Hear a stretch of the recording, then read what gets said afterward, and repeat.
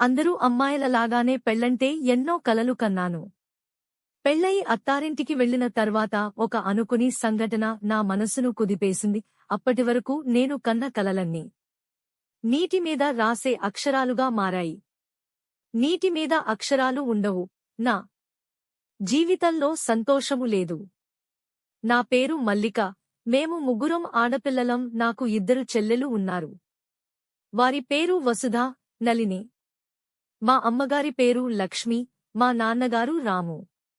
మాది మధ్యతరగతి కుటుంబం అయినప్పటికీ మా నాన్నగారు సాధ్యమైనంత వరకు మాకు ఎటువంటి ఇబ్బంది లేకుండా చూసుకున్నారు. ఇలా మా కుటుంబం అంతా సంతోషంగా ఉండేవాళ్లం. నేను ఇంటర్ చదువుతూ ఉండగా మా నాన్నగారు నాకు పెళ్లి సంబంధాలు చూస్తున్నారని నాకు తెలిసింది.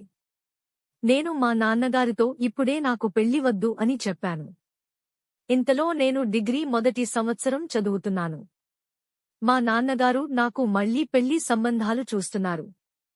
ఆ మాట వినగానే నాకు ఎక్కడా లేని భయం, అలజడి అనిపించింది.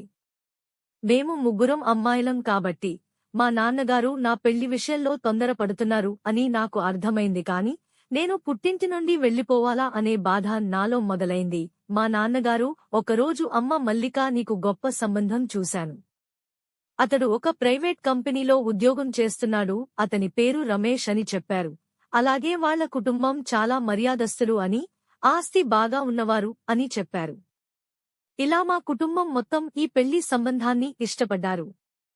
మా నాన్నగారు అన్ని కట్న కానుకలతో నా పెళ్లి జరిపించేశారు. మా వారికి 2 చెల్లెలు. వారు శ్రావ్య, సహస్ర. శ్రావ్య డిగ్రీ చదువుతోంది, సహస్ర స్కూల్ చదువుతోంది.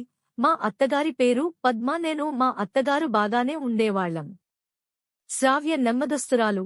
సహస్ర ఉన్నపలంగా ఏమీ అనిపిస్తే అది మొహం మీదే అనేస్తుంది. కోపం ఎక్కువ. ఇలా నామీద అప్పుడప్పుడు అరుస్తూ ఉండేది. మావారు రమేష్ ఉదయం ఆఫీస్కి వెళ్లి సాయంత్రం వచ్చేవారు. మా ఇంట్లో నాకు కాలక్షేపం కాక మా ఇరుగు పొరుగు వాళ్ల దగ్గరకు వెళ్లి మాట్లాడేదాన్ని. ఒకరోజు మావారు ఆఫీస్ నుండి త్వరగా ఇంటికి వచ్చారు. నేను మావారు వచ్చేసరికి ఇరుగు పొరుగు వాళ్లతో మాట్లాడటం మావారు చూశారు. మావారు నన్ను చూసి గట్టిగా ఇంట్లోకి రమ్మని పిలిచారు. ఉన్నపలంగా అక్కడ నుండి ఇంట్లోకి వెళ్లాను. మావారు నాతో గట్టిగా అరుస్తూ, నువ్వు ఇంటి నుండి బయటకు వెళ్లడం గాని, ఇరుగు పొరుగు వాళ్లతో ఇక నుండి మాట్లాడడం కానీ చేయకూడదు అని చెప్పారు.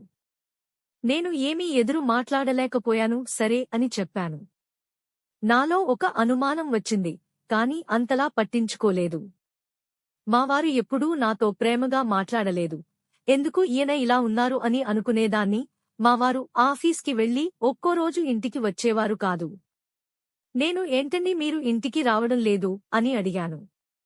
మావారు కోప్పడుతూ, చిరాకుగా ఆఫీస్లో వర్క్ ఎక్కువగా ఉంది, అందుకే రాలేకపోతున్నా అని గట్టిగా అన్నాడు. ఆ మాటలకు నేను భయపడిపోయాను. ఒకరోజు మా అత్తగారు ఆరోగ్యం బాగోలేదు. డాక్టర్ ఆమెను చూసి విశ్రాంతి అవసరం అని చెప్పారు. అప్పటినుండి ఇంటి పని మొత్తం నేను చేస్తున్నాను.